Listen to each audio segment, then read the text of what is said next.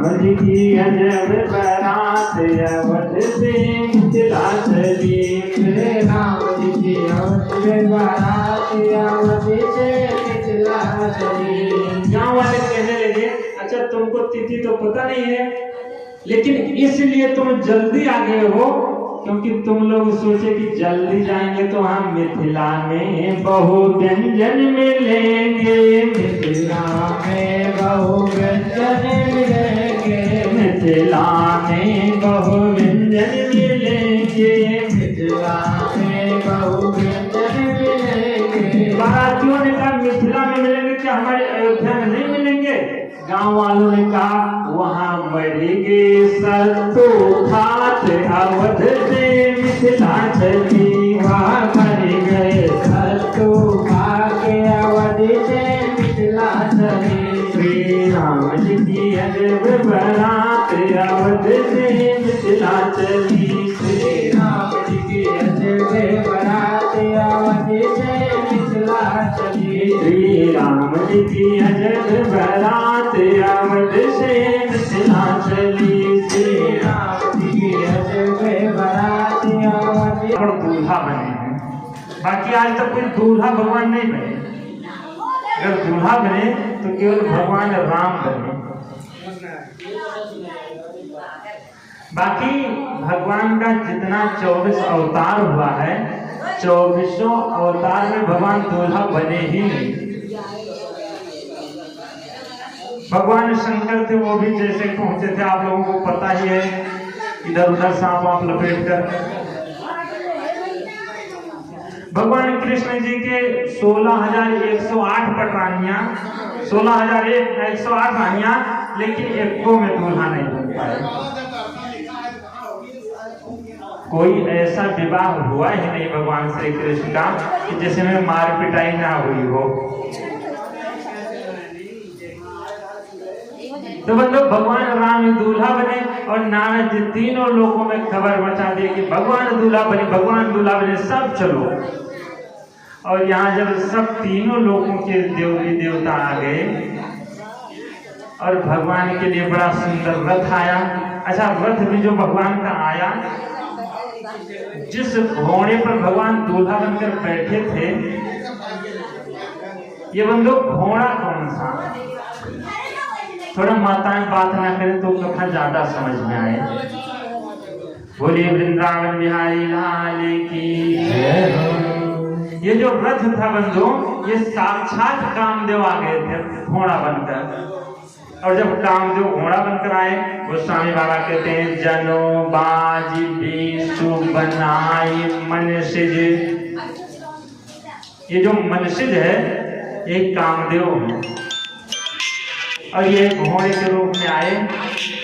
भगवान से बोले प्रभु आज आप हमारे ऊपर सवार हो जाएंगे। भगवान कामदेव के ऊपर सवार हुए और यहाँ से जब सवार होकर चलने लगे, यही तुरंग पर राम विराजे, गति बिलो की खगनायक लाजे। उसकी गति देखकर गरुड़ जी लज्जित हो गए। सखियां जो मिथिला की सखियां थी, वो सब छत पर खड़े होकर देख रही थी कि अभी दूल्हा जाएगा, दूल्हा जाएगा। लेकिन भगवान के घोड़े की इतनी जोर की गति कि सखियां देख ही नहीं पाई, वो आगे निकल गई। अब सखियां लगी गीत गाने कि राघव धीरे चलो ससुराल गलियां, राघव धीरे चलो ससुराल गलियां, गलियां राघव धीरे चलो ससुराल गलियां।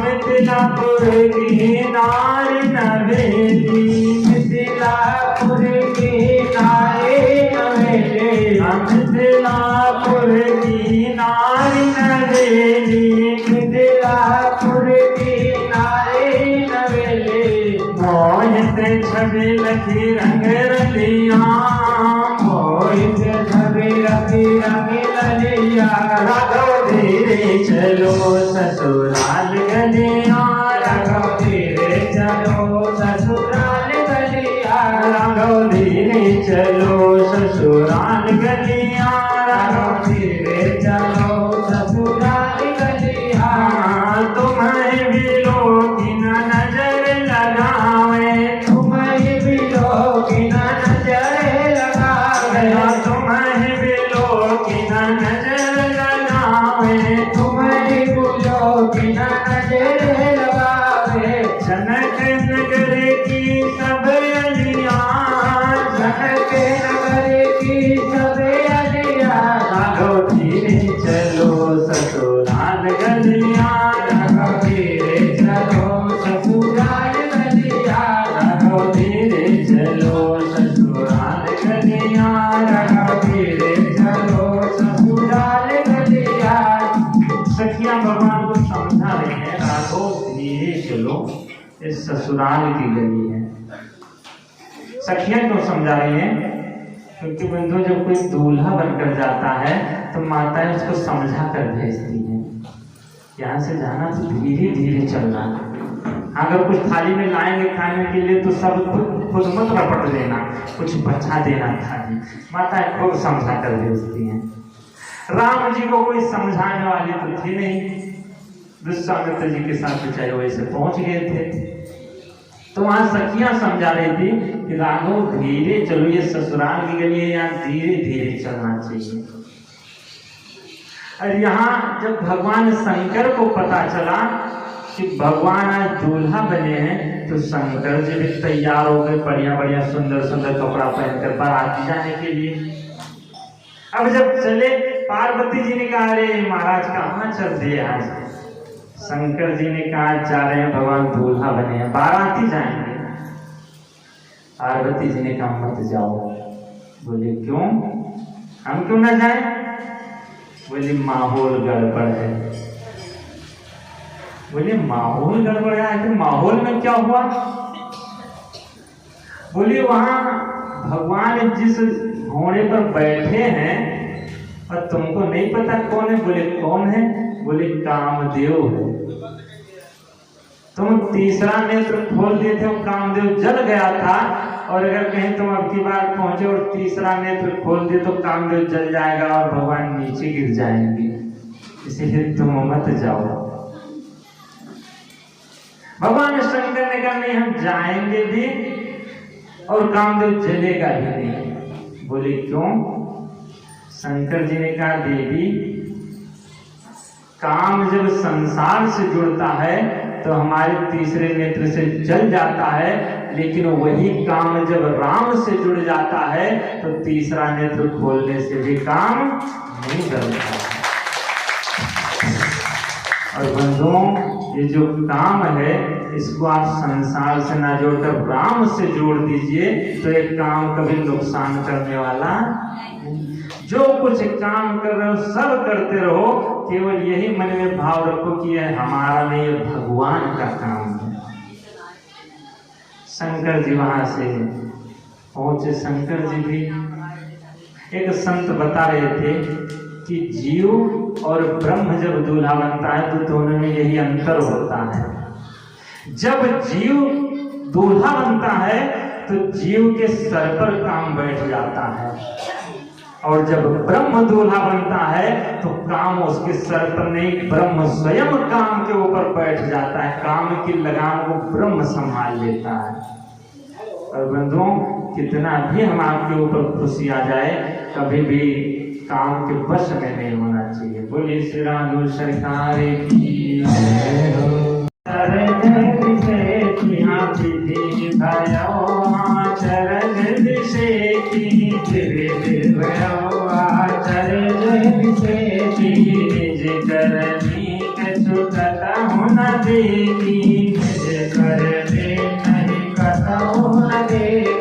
ब्रह्मा जी आश्चर्यचकित। शंकर जी ने कहा क्या हुआ बाबा?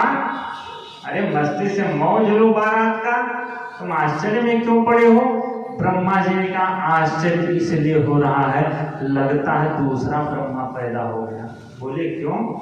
बोले निज करनी कछु तो न देखिए, हमारी करनी कुछ दिखाई नहीं पड़ती। हमने जो सृष्टि बनाया, ये सृष्टि का कुछ दिखाई ही नहीं पड़ रहा है, इसमें कहां से सब आ गया। शंकर जी ने कहा, बुढ़ो तुमको नहीं पता है कहाँ आए हो। बोले कहाँ आए हैं? बोले ये जगत पिता और जगत माता का विवाह है। तो जिनका विवाह चल रहा है वो कोई और नहीं, हम आपके माता पिता हैं। और जो जगत के माता पिता हैं, तो उसमें अगर बेटा अपने बाप की कैसेट देखे और बेटा लगे रोने, हमको बारात नहीं लगे थे पापा, तो बताओ कहीं बाप की बारात में बेटा जा सकता है? तो वही हाल ब्रह्मा जी की कि हमारी करनी तो दिखाई नहीं दे। शंकर जी ने कहा, हमारे माता पिता का विवाह चला है, केवल बैठकर कैसेट देखते रहो। और सब देख रहे हैं बड़ी मस्ती से। यहाँ से भगवान मंडप में गए, बड़ा सुंदर मंडप बना था। भगवान मंडप में बिठाए गए, सीता जी को लाई सखियां दुल्हन के रूप में श्रृंगार करके। एक आसन पर भगवान और सिया जी विराजमान हुई। सारे देवी देवता मंत्र बोल रहे थे, ब्राह्मण का रूप धारण करके भगवान का विवाह चल रहा था। पुरोहित ने कहा, ऐसा करो, कन्या का हाथ पकड़कर और वर के हाथ में रख दो। जनक जी सीता जी का हाथ पकड़े और कुश और अक्षत लिए और सीता जी का हाथ भगवान के हाथ में समर्पित कर दे। बोलिए श्यावर रामचंद्र भगवान की। और पाणिग्रहण संस्कार समाप्त हुआ।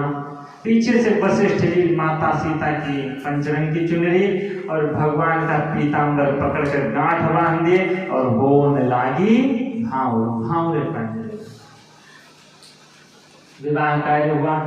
वशिष्ठ जी ने कहा, राजन हमने सुना है आपकी 3 बेटियां और हैं। जनक जी ने कहा, महाराज है तो सही, आपने सही सुना। बोले हम आपके 3 बेटियां और हैं, हमारे 3 राजकुमार और हैं। ऐसा करो, लाओ उनका भी इसी समय विवाह हो जाए। सखियां गई, तुरंत तीनों को लेकर चलिए। देर नहीं लगा, क्योंकि बंधुओं कोई सजाना वजाना तो था नहीं। जब किसी बड़ी बहन का विवाह होता है तो छोटी बहनें भी सज धज कर रहती हैं, और सब सजी थी, वैसे कुछ सजाना तो था नहीं। तुरंत लेकर तीनों बहनों को चली आई। यहाँ उर्मिला, मांडवी और कीर्ति जी आई। उर्मिला का विवाह लक्ष्मण जी के साथ, मांडवी जी का विवाह भरत जी के साथ और शत्रुघ्न जी के साथ कीर्ति जी का विवाह कार्य संपन्न हुआ। बोलिए श्री राघव सरकार की। और चारों भाइयों का जीव का ब्रह्म से संबंध जोड़ने में देर लगता है, भगवान से संबंध जोड़ने में देर लगता है। और जब जीव का संबंध भगवान से एक बार जुड़ जाता है तो उसके कार्य फटाफट अपने आप हो जाते हैं, उसमें देर नहीं लगती थी। और उस सबका विवाह कार्य संपन्न हुआ। विवाह के बाद भोजन हुआ, ज्योनार जिसको बोलते हैं। सब लोग बैठे भोजन के लिए, और जब भोजन करते हैं बाराती तो सखियां खूब गाली गाती हैं। सुनेंगे आप लोग? सखियां क्या गा रही हैं? देखी न ऐसी बारात जी, जैसी रघुबरे तुम्हारी। देखी न ऐसी बारात जी, जैसे रघुबर तुम्हारे। देखी न ऐसी बारात जी, जैसी रघुबरे तुम्हारी। देखी न ऐसी बारात जी, जैसे रघुबर तुम्हारे। रघुबरे तुम्हारी हो, रघुबरे तुम्हारी। रघुबर तुम्हारे हो, रघुबरे तुम्हारे। देखी न ऐसी बारात जी, जैसी रघुबर तुम्हारी। देखी न ऐसी बारात जी, जैसे रघुबर तुम्हारे।